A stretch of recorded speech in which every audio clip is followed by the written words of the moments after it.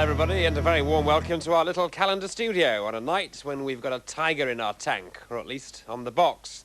Her claim to fame is that she's probably the most unusual client ever to consult a family planning clinic, and that's an oddity, even in Cleethorpes.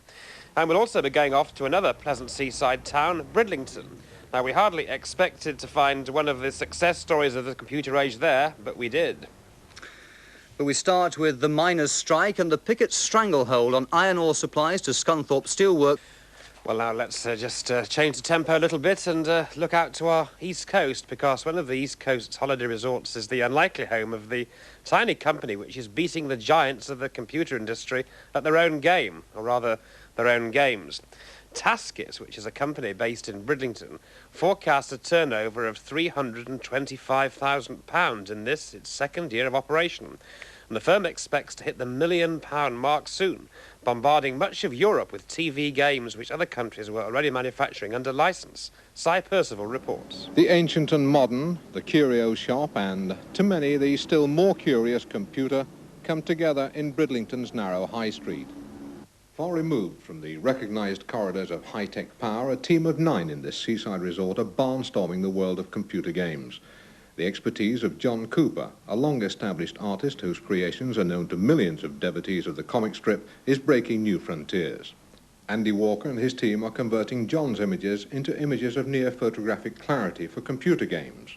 One difference between these games and most others is that they're designed for and produced on computer equipment at the bottom end of the price range, the kind every youngster is pressing parents to buy. The computer's capabilities are pushed to the limits, with startling results, it seems. From the very start of the concept of the ideas coming in, we've got to look at 6 man-months to translate an idea into a finished product. Now we'll sit around, have a brainstorming session to come up with an original idea. From the ideas on paper, translated through standard graphics onto a moving picture, right through to production. That everybody's involved down the line to tune it until it really is an entertaining game. A device sensitive to touch is used to build up the images of the latest game to come off the drawing board. Once it's finished, a programmer translates the images into a special language. That's fed back into the computer, where the game is refined still further and special effects are added. In the end, all that is transferred to this, a floppy disk, and from that onto the almost old-fashioned cassette.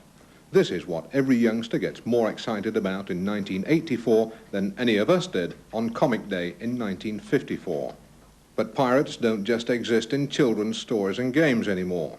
Nowadays, the youngsters themselves often become pirates, illegally copying the latest game to hit the top 10. Nobody actually knows how extensive it is, but we all know that kids tape to tape went from school friends. There are also pirates doing it for big money. Very difficult to stop them from taping. The only thing we can do is go back to the drawing board and try and write another anti-piracy program to be built in to the game itself.